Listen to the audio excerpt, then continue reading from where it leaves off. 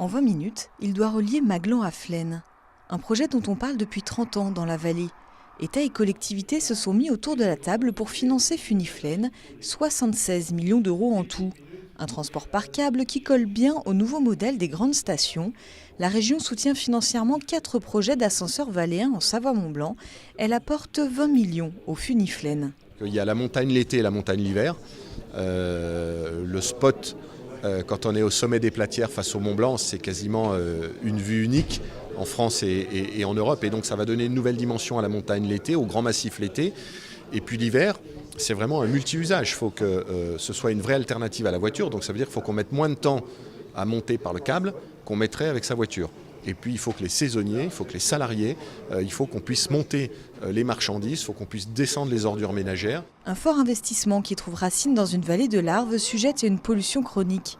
L'État prépare actuellement le deuxième volet du plan de protection de l'atmosphère. Il faut que ce soit exemplaire.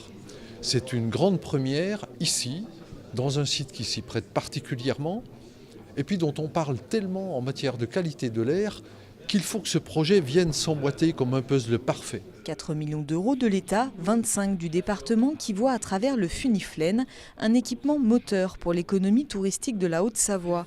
Le tracé choisi, longtemps discuté, privilégie ainsi Flaine situé à plus de 1500 mètres d'altitude.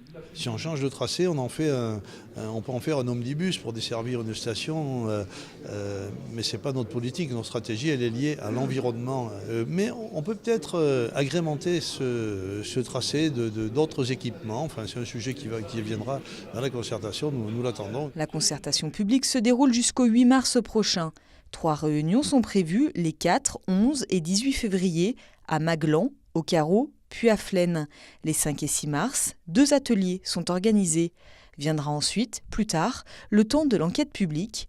Le début des travaux est lui envisagé pour 2021 pour une mise en service fin 2023.